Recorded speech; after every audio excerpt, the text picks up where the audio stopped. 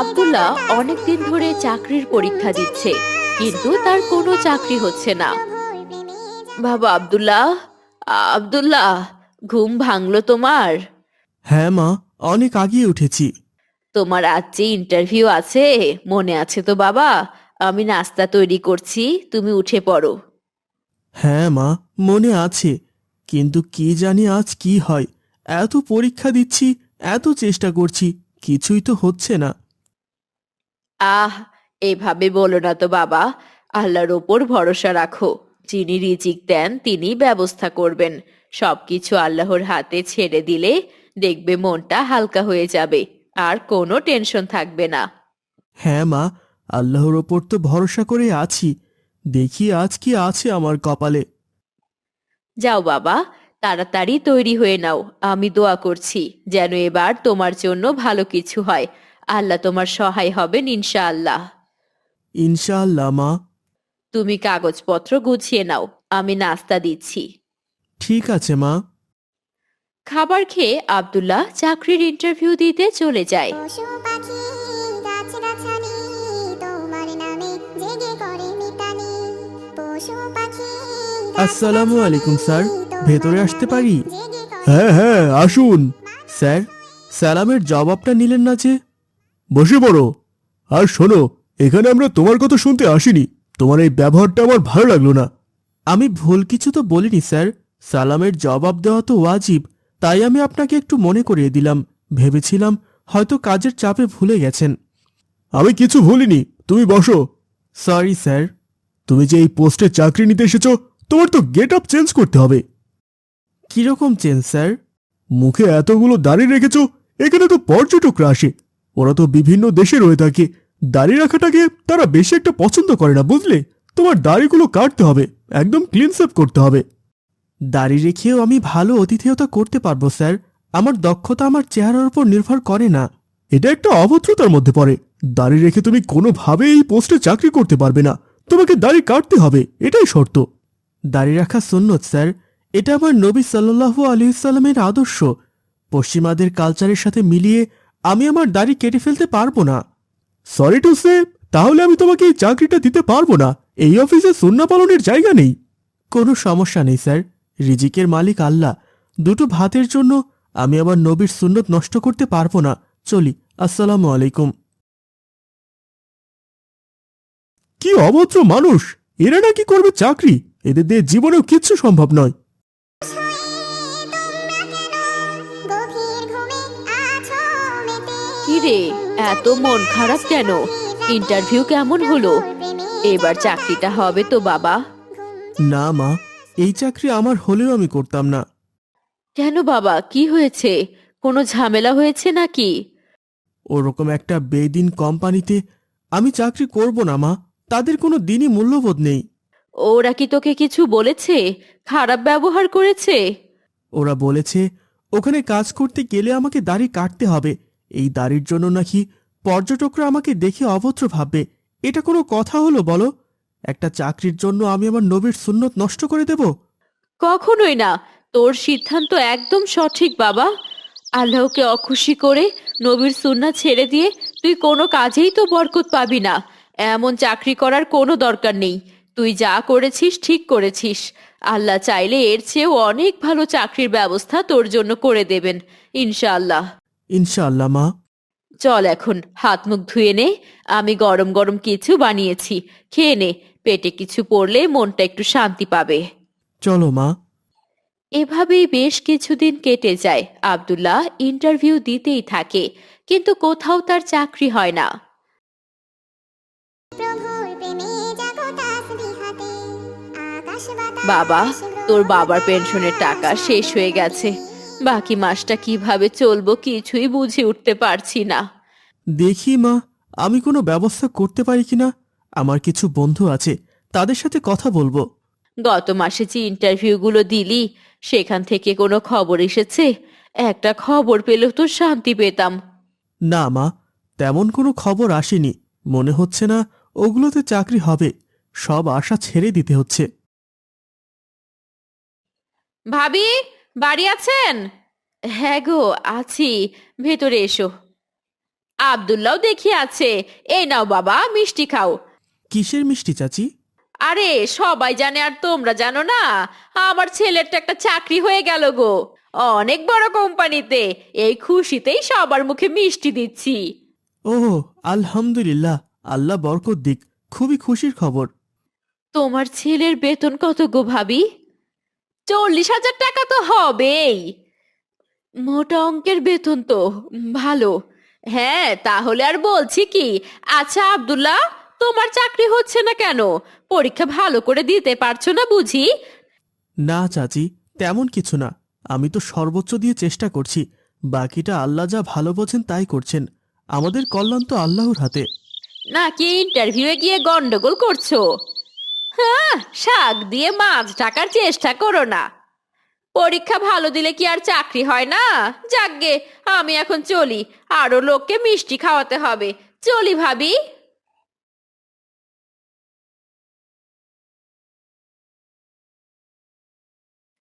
40,000 অনেক টাকা, তাই না রে বাবা? হ্যাঁ মা, অনেক টাকা তো হবেই। মা, আমি একটু বাইরে থেকে আসছি, মাথাটা কেমন যেন লাগছে। ঠিক আছে বাবা, সাবধানে যাস। আর বাবা, একটা চাকরির ব্যবস্থা কর, না হলে আমাদের তো না খেয়ে মরতে হবে। আর কতদিন এভাবে চলবে? গ্রহ তারা সাগর নদী ঝর্ণা ধারা পাখিদের কলতানে মিষ্টি সুরে পাখিদের কলতানে মিষ্টি সুরে আসসালামু আলাইকুম ইমাম সাহেব। ওয়ালাইকুম আসসালাম। কি খবর আব্দুল্লাহ? মনে হচ্ছে তোমার মনটা আজ অনেক খারাপ। কি হয়েছে? তেমন কিছু না ইমাম সাহেব, একটু পেরেশানিতে আছে আর কি। কিসের পেরেশানি শুনি? আমাকে বলতে পারো। আপনাকে আর নতুন করে কি বলবো ইমাম সাহেব? আপনি তো জানেন আমি অনেক দিন ধরে চাকরির পরীক্ষা দিচ্ছি। চেষ্টার তো কোনো কমতি রাখছি না। কত দোয়া করছি, কিন্তু কোথাও কোনো চাকরি জোগাড় করতে পারছি না। মনে হচ্ছে যেন কোনো দোয়াই কবুল হচ্ছে না। দোয়া কবুল না হওয়ার পেছনে কিছু কারণ আছে। তুমি কি কিছু কারণ এবং এর জন্য একটি পরীক্ষিত আমল সম্পর্কে জানতে চাও? হ্যাঁ হ্যাঁ ইমাম সাহেব, আমাকে সবকিছু বলে দিন। দেখো, হাদিসে এসেছে তুমি যখন দোয়া করো তখন সেই দোয়া ততক্ষণ পর্যন্ত আল্লাহর কাছে পৌঁছায় না যতক্ষণ পর্যন্ত না তুমি দরুদ শরীফ পাঠ করো। তুমি দোয়ার পরে কখনো দরুদ পড়েছিলে? না ইমাম সাহেব, এটা তো আমি জানতামই না। এবার থেকে দোয়া করার সময় অবশ্যই দরুদ পড়ব ইনশাআল্লাহ। আর একটা কাজ করবে, দিনে অন্তত 1000 বার দরুদ পড়ার চেষ্টা করবে। কম হলেও অন্তত 100 বার যেন হয়। এর ফজিলত কি ইমাম সাহেব? এতে কি আমার দুশ্চিন্তা দূর হবে? দরুদের অনেক ফজিলত। রাসূলুল্লাহ সাল্লাল্লাহু আলাইহি সাল্লাম বলেছেন, যে ব্যক্তি আমার ওপর একবার দরুদ পড়ে আল্লাহ তার ওপর 10টি রহমত বর্ষণ করেন, 10টি গুনাহ মাফ করে দেন এবং তার 10টি মর্যাদা বৃদ্ধি করেন। এছাড়াও যারা বেশি বেশি দরুদ পড়ে তাদের গুনাহ মাফ হয়ে যায় এবং তারা কিয়ামতের দিন নবীজির খুব কাছাকাছি থাকবে। আলহামদুলিল্লাহ, এত বড় ফজিলত! ইনশাআল্লাহ ইমাম সাহেব। এছাড়াও তুমি যদি বেশি বেশি দরুদ পড়ো তাহলে তোমার সব ধরনের বিপদ আপদ, সব ধরনের দুশ্চিন্তা এবং জীবনের সব ধরনের দায়িত্ব স্বয়ং আল্লাহ নিজ হাতে নিয়ে নেবেন। আশা করি দরুদ পড়ার পর আল্লাহ তোমার জন্য উত্তম রিজিকের ব্যবস্থা করে দেবেন। আপনার মূল্যবান উপদেশগুলোর জন্য অনেক অনেক শুকরিয়া। আমি আজ থেকে বেশি বেশি দরুদ পাঠ করব ইনশাআল্লাহ।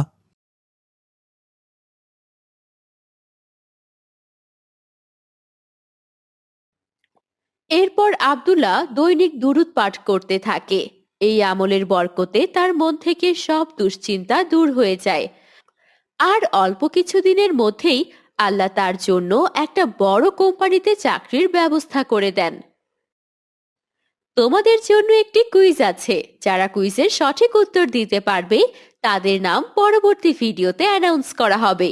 এর আগের ভিডিওতে কুইজের সঠিক উত্তর দিয়েছে ফারহাতুল আইন, মাহদিয়া, মাহবুবা আক্তার, আয়ান, মার্জিয়া, মল্লিকা, ফুয়াদ, রাশিদুল ইসলাম, শিরোপা, পারভিন, বিলকিস, তোহামনি ও আরো অনেকে। আজকের কুইজ হলো কোন কাজটি হালাল হলেও আল্লাহর কাছে অপছন্দনীয়। সঠিক উত্তরটি এবং তোমাদের নাম কমেন্টে জানিও। এবং সাবস্ক্রাইব করে বেল আইকনটি বাজিয়ে দাও, যাতে করে নতুন ভিডিওর কুইজে সবার আগে অংশগ্রহণ করতে পারো। দেখা হবে নতুন কোনো দিনই গল্পে। আল্লাহ হাফিজ। তোমার বন্ধু পরম শেষ বিচারের দিন, সালাত তোমার জীবন জুড়ে খুশবু প্রতিদিন। বাচ্চারা, তোমরা এখন প্রায় 10 বছরের মতো হয়ে গেছো।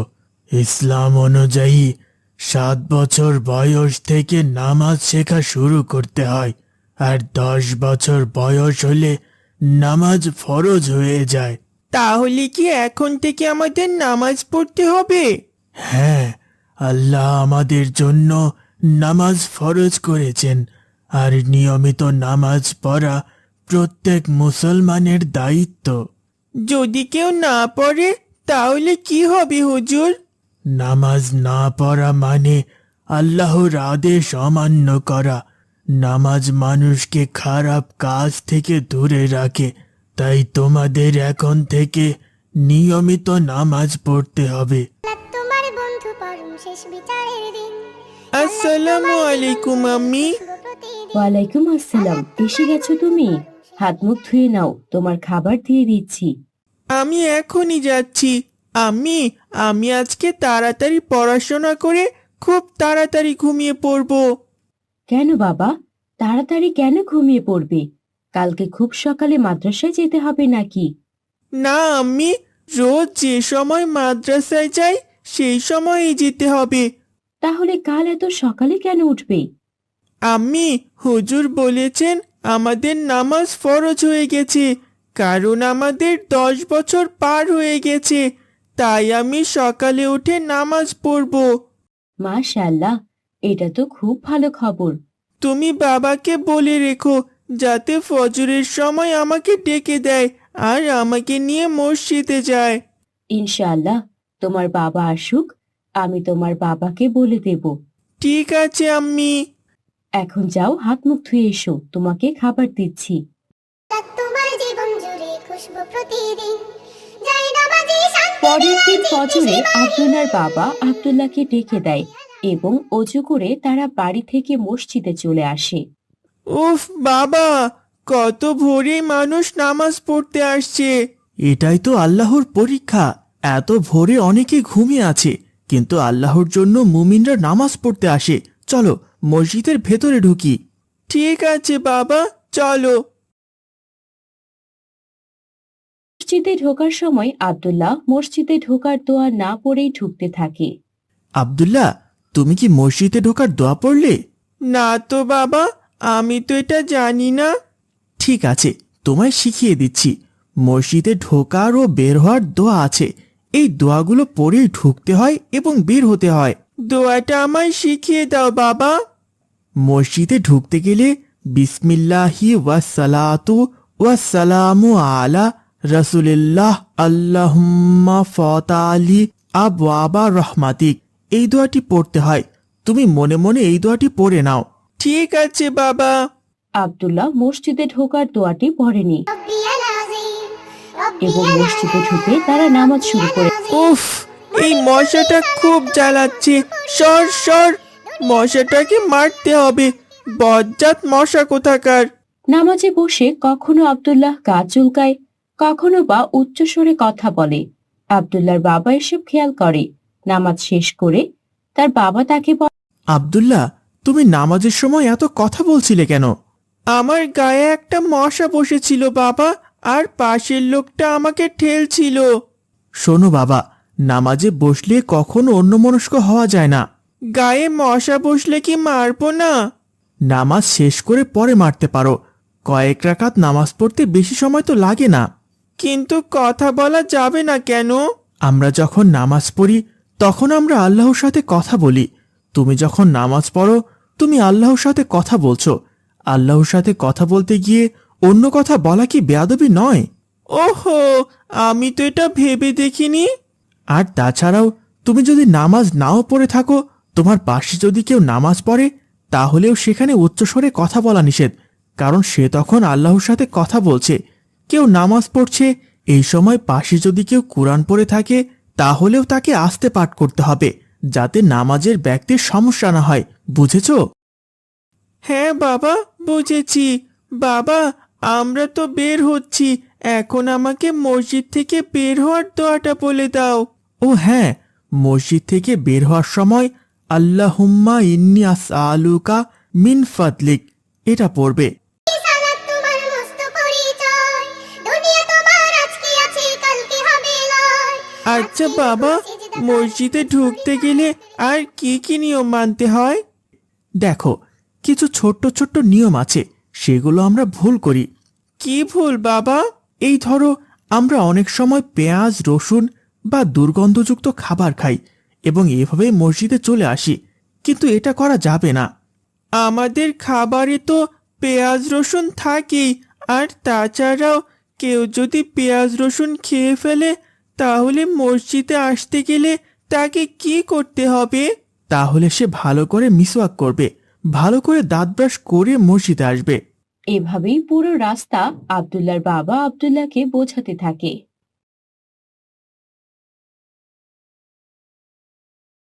বাবা, তুমি কোথায় যাচ্ছ? আমার স্যারের ফোন এসেছিল, আমাকে এক্ষুনি শহরের বাইরে যেতে হবে। তুমি হুট করে চলে যাচ্ছ, তোমার সঙ্গে খোঁজ খবর নেব কিভাবে? আরে চিন্তা করো না, তোমাদের জন্য এই ফোনটা নিয়ে এসেছি, এখন আমাকে ফোন করে খোঁজ খবর নিতে পারবে। নতুন ফোন? কি মজা! এই ফোনে গেম আছে বাবা?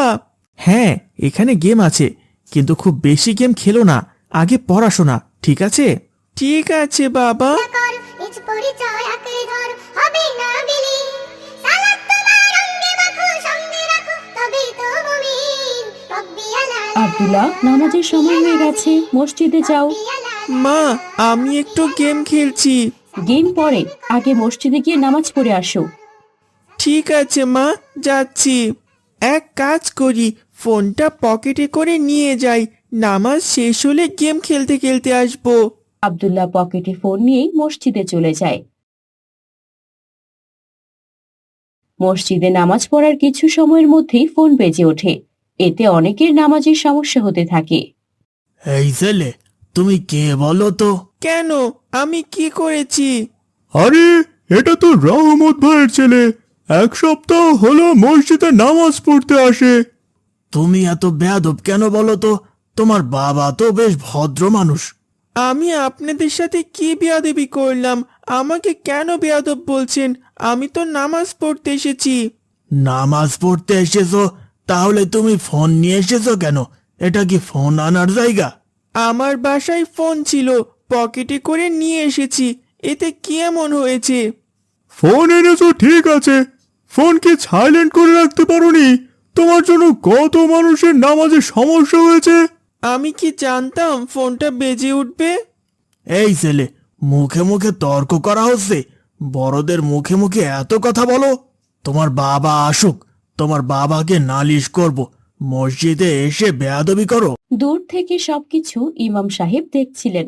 আব্দুল্লাহকে যখন অনেক বেশি বকা দেওয়া হচ্ছিল, তখন তিনি সেখানে আসেন। কি ব্যাপার, তোমরা এত রেগে আছো কেন? আরে দেখুন না ইমাম সাহেব, এই বজ্জাত ছেলেটা মসজিদে ফোন নিয়ে এসেছে। ফোন এনেছে ভালো কথা, ফোনটা সাইলেন্টও করেনি। ওর ফোনের আওয়াজে কত মানুষের নামাজে সমস্যা হয়েছে। তোমরা কি ফোন নিয়ে আসো না? অনেকেই তো আছে ফোন নিয়ে আসে। আমরা বড় মানুষ নিয়ে আসি, ও ছোট মানুষ নিয়ে আসবে? আর ও এনেছে যেহেতু, ফোনটা কি সাইলেন্ট করে রাখা যায় না? এই জন্য তুমি এই ছেলেটাকে বকছো? তো বকবো না। দেখো, তুমি যে আজকে বকছো, কাল দেখবে সে আর মসজিদে আসতেই চাইবে না। কেন আসবে না? কেন আসবে না বলো তো? কারণ তোমরা মসজিদটাকে ওর কাছে ভয়ের জায়গা বানিয়ে দিয়েছো। ও ভাববে এখানে এলেই তো বড়দের বকা খেতে হবে, এজন্য আর মসজিদে আসতে চাইবে না। কিন্তু আমাদের উচিত বাচ্চাদের মসজিদে আসার জন্য উৎসাহিত করা। এভাবে যদি সবাই অনুৎসাহিত হয়ে পড়ে, তাহলে আমরা নামাজি পাবো কোথায়? জানিস আয়েশা, কালকে আব্দুল্লাহ একটা সুন্দর কলম নিয়ে এসেছিল। এত সুন্দর দেখতে কলমটা। তুই তো আসল খবর জানিসই না।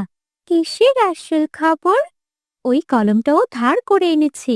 আর এনে সবাইকে বলছে ওটা নাকি ওর। তুই কিভাবে জানিস? আমি অনেক কিছুই জানি। আব্দুল্লাহর মতো এত গরিব একটা ছেলে এত সুন্দর কলম আনতে পারে নাকি? আমি তো ভেবেছিলাম ওটা ওর কলম। তুই জানিস ওর মা প্রতিদিন মানুষের বাড়িতে কাজ করতে যায়। তাই নাকি? আমি তো এসব জানতাম না। ওর মা তো আমাদের বাসায় কাজ করতে এসেছিল। তোকে তো এসব বলাই হয়নি। কিন্তু ওকে দেখে তো মনে হয় না ওর মা মানুষের বাসায় কাজ করে। মনে হবে কি করে? গরিব মানুষের ফুটানি বেশি, জানিস না? তাই ওকে দেখে মনেই হয় না ও গরিব। কিন্তু যাই বলিস না কেন, ও কিন্তু ভালো ছেলে, কখনো কারোর সঙ্গে খারাপ ব্যবহার করেনি। ওসব ভালো না ছাই। আচ্ছা ঠিক আছে, বাদ দে, এসব নিয়ে আমাদের কথা বলতে হবে না। তোর গায়ের জামাটা তো অনেক সুন্দর, কোথা থেকে কিনেছিস? এটা আমার ছোট ফুপুর জামা, আমাকে দিয়েছেন। কাউকে বলিস না কিন্তু। আরে না না, কাউকে বলবো না। চল এখন তাড়াতাড়ি, স্কুলে দেরি হয়ে যাচ্ছে তো। হ্যাঁ চল চল। গভীর রাতে প্রভুর প্রেমে জাগো তাসবিহাতে। ঘুম যদি না আসে গভীর রাতে প্রভুর প্রেমে জাগো তাসবিহাতে। নতুন স্যারটা খুব বকাঝকা করে, নিজেকে যে কি ভাবেন উনি। উনি আমাদের পড়াশোনা করান, প্রয়োজনে বকতেই পারেন। তাই বলে সব সময় বকবে? পড়াশোনা করান তো কি হয়েছে, ভালো করে তো পড়াতেও পারেন না। হ্যাঁ, তুমি না বুঝলে তার কাছে আবার বুঝে নেবে। উনি বুঝিয়ে দিলে তো বুঝবো, উনি তো ভালো করে বোঝাতেই পারেন না। তুমি কি কখনো বুঝিয়ে চেয়েছো? তুমি চুপ করো, তোমাকে এত কথা বলতে হবে না। আমি জানি ওই স্যার কেমন, তাই বুঝে নিতে চাই না। কেমন উনি? উনি পড়াশোনাই পারেন না, তাই ক্লাসে সবাইকে বকাঝকা করে চুপ করিয়ে রাখেন। বড়দের নামে এভাবে বলতে হয় না। উনি পড়াশোনা করে এখানে এসেছেন। তোমার সাথে এত কথা বলে লাভ নেই। এই ফাতেমা, এদিকে শোনো। কি হয়েছে জানিস? আজকে আমেনা আপাদের বাড়িতে কি হয়েছে? না তো, কি হয়েছে? ওকে পাত্র দেখতে এসেছিল, কালো বলে আর ওকে বিয়ে করলো না। সে কি? এটা আবার কখন ঘটলো? সব খবর রাখি আমি। ওরা ওদের টাকা পয়সার খুব অহংকার করত। একদম ঠিক হয়েছে। তোমরা এসব কি বলছো? মানুষকে নিয়ে কেন গীবত করছো? আমি কি করব না করব তাতে তোমার কি? গীবত করো না, মানুষের গীবত করা ভালো নয়। এই তুমি যাও তো এখান থেকে। চল ফাতেমা, আমরা অন্যদিকে যাই। হ্যাঁ হ্যাঁ চল। জেগে করে মিতালি মানুষ হয়ে তোমরা কেন, মানুষ হয়ে তোমরা কেন গভীর ঘুমে। এই জানিস, এদিকে শোন। কি রে, কি হয়েছে? ডাকছিস কেন? কোথায় গেছিলি তুই? আমি একটু ফাতেমাদের বাসায় গেছিলাম। ওদের বাসায় কেন গেছিলি? সেদিন আয়েশা যে সুন্দর জামাটা পরে গেছিল, ওটা আমার অনেক ভালো লেগেছে। আমি আজকে একটু দাওয়াতে যাব তো, তাই ভাবলাম জামাটা একটু নিয়ে আসি। ও তোকে জামা দিতে পেরেছে? না, ও বলল ওই জামাটা নাকি কে নিয়ে গেছে। হ্যাঁ, সব ওর মিথ্যে কথা। ওই জামাটা তো ওরই না, ও তোকে দেবে কিভাবে? তাহলে ওটা কার জামা পরে এসেছিল? ওটা হলো ওর ছোট ফুপুর পুরনো জামা। ওই জামা ওকে পরতে দিয়েছিল, হয়তো আবার নিয়ে নিয়েছে। আর তোকে বললো অন্য কাউকে দিয়ে দিয়েছে। আমাকে বললেই হতো ওটা ওর জামা না, শুধু শুধু মিথ্যে কথা বললো। ফাতেমা এমন মিথ্যেবাদী, তা তো জানতাম না। ও আরো অনেক বেশি মিথ্যা কথা বলে। তুই তো কিছু জানিসই না, আমি সব জানি। হ্যাঁ রে, তুই না বললে আমি জানতামই না ও এমন। চলি রে, আমার দেরি হয়ে যাচ্ছে। আরে যাবি কি? আয় আমার বাসায় আয়। না না, তোর বাসায় আর যাব না, আমাকে আবার জামা খুঁজতে হবে। না, তোকে জামা খুঁজতে হবে না। আমার অনেক সুন্দর সুন্দর জামা আছে, সেগুলোর মধ্যে একটা পরে নিস। আমার সব জামা অনেক দামি, বুঝলি? কেউ আমাকে দেয়নি। তুই আমাকে জামা দিবি? হ্যাঁ, দেব না কেন? ঘরে আয়। তুই অনেক ভালো রে। পাখিদের কলতানে মিষ্টি সুরে, পাখিদের কি রে কানিজ, কালকে দাওয়াতে গিয়েছিলি?